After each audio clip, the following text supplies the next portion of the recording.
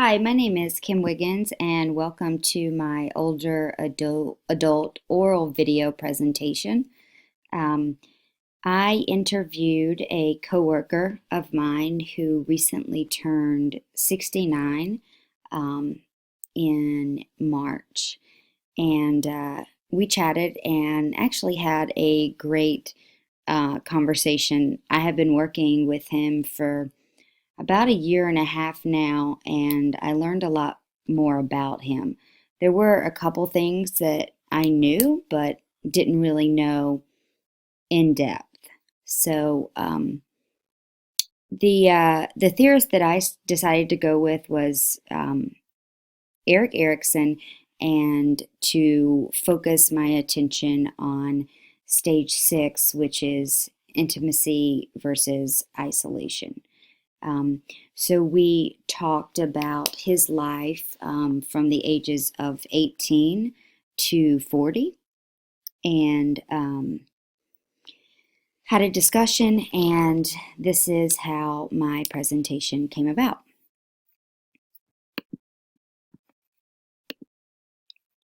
So identity versus isolation in the 6th stage of Eric Erickson's theory of psychosocial development. He identifies this stage to begin at 18 and end at 40. Erickson believed that we begin to form intimate relationships with others. In this stage, individuals start questioning love and the people who they love. Erickson believed the relationships you form, especially intimate relationships, have an impact on your adulthood.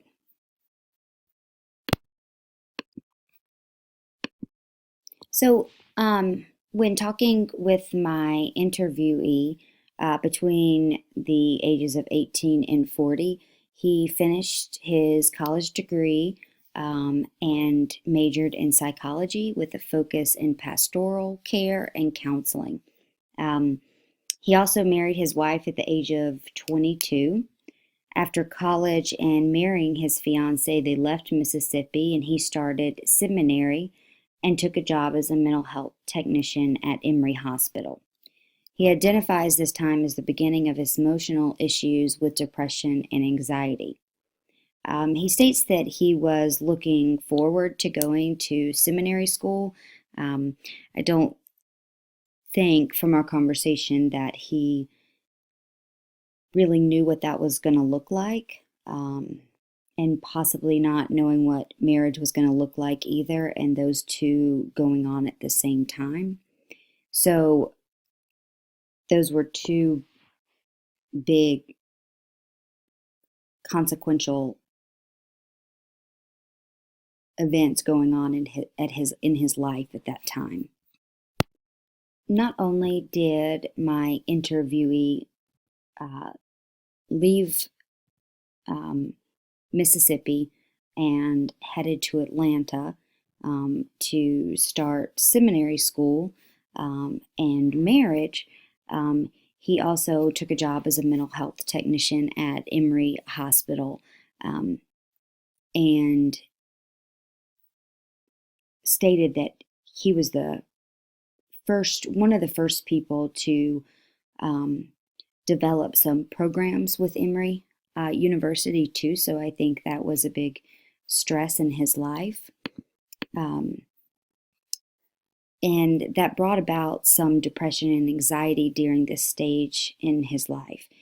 Like I said before, he became the president of a consulting group and reports feeling overwhelmed with the work and with being a new husband at that time.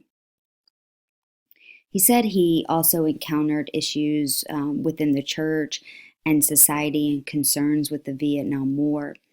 When I asked him to elaborate on the concerns with the Vietnam War, he identified himself as being anti-war and reported struggling with his understandings and society's views and decisions about the war.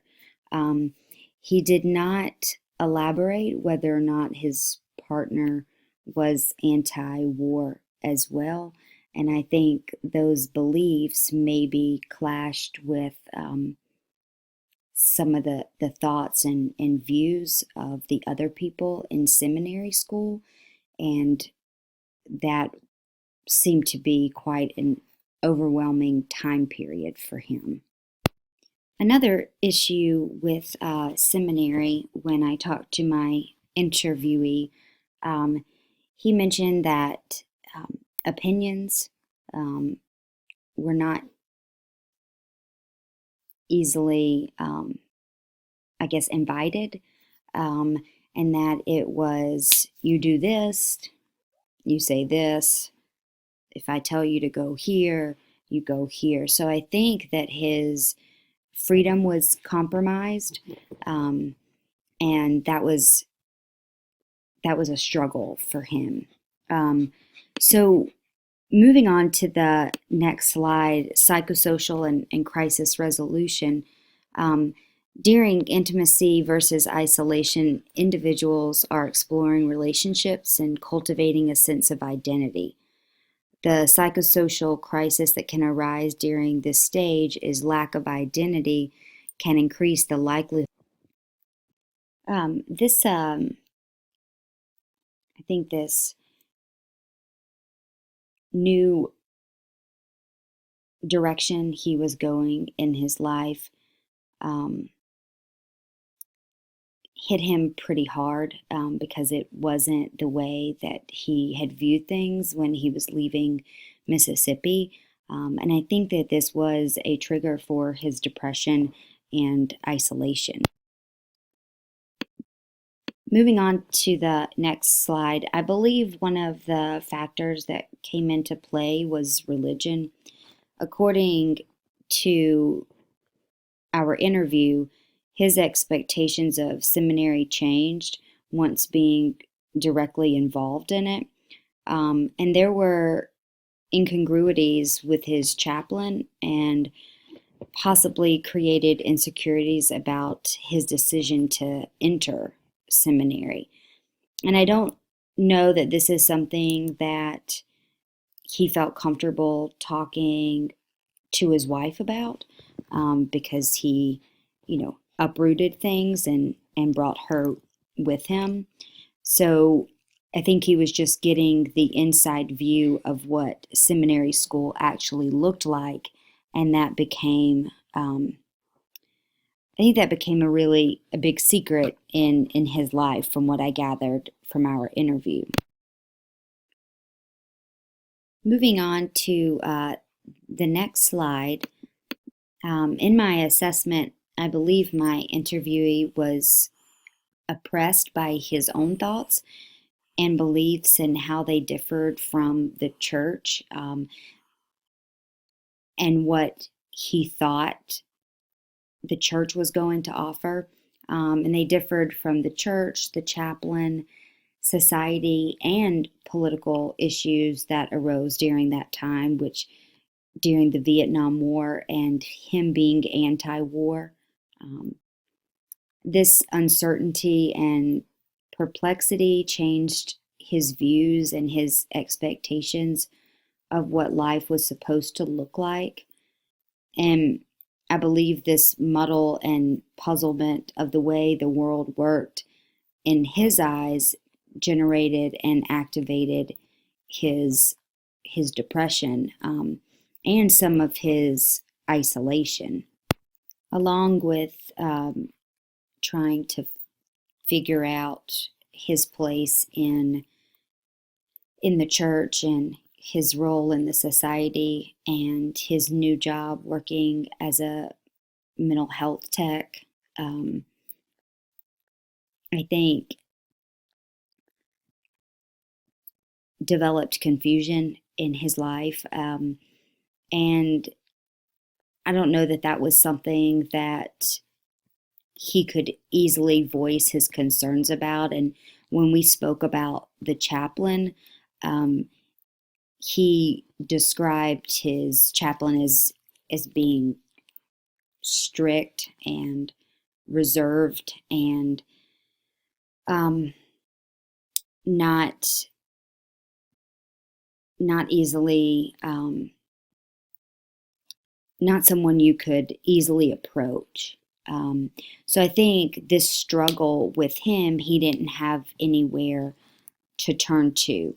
So I believe that he was oppressed by his own thoughts and beliefs, and how they differed from the church, and how he didn't have anybody to go to and discuss what was going on for him, and trying to play the role of a new husband. And sometimes when we're fighting back certain emotions, it's hard to come home and drop our work responsibilities, and sometimes we carry that home into the family. So I think that this was a big concern for him, and his relationship, and his marriage.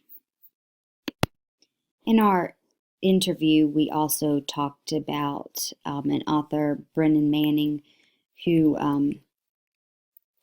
who is a who went into seminary and wanted to be a priest, and the way he viewed the church was very different, and considered himself a liberal, and part of his struggles was um, having opposing beliefs as some of the seminary, but still having some of those still firm standard and upbringings, um, and views on God. And anyway, Brennan Manning's story, he is an alcoholic, and he talks openly about that. And my interviewee is a recovering alcoholic, and talked about how some of the way that he viewed the world with reality was different. And I think that during this stage of life for him, that he really started to see the difference in reality and what he thought was the truth. And I think that was a big struggle for him in his life. And he talked openly during our presentation, and it was a nice conversation that we had. So moving on to slide 8. I think my interviewee was hindered when his beliefs, his ideals, and expectations of life, and his marriage and seminary conflicted with reality, as if his dreams of being a preacher were trampled when he found out the truth of seminary and the power and control of the chaplains and the leaders in seminary. He openly discussed that there was a church that he wanted to be the preacher of, and to take that foundation and build it. And it was given to someone else. And his chaplain would not have a discussion with him about it. It was very black and white. You're not going to this church, you're going to this one. And I think, he didn't feel heard. He didn't feel validated. And he didn't have a say in the matter. So that was a big conflict that also arose in his life at that time. He also openly discussed that the confinement of the church initiated some of his drinking. And so that began a battle for him, and that also seeped into his marriage, and he was open about that. He did talk about that him and his wife divorced, but that was after the range of intimacy versus isolation. And they were married for about 35 years, but got divorced after that. And and he openly expressed that to me.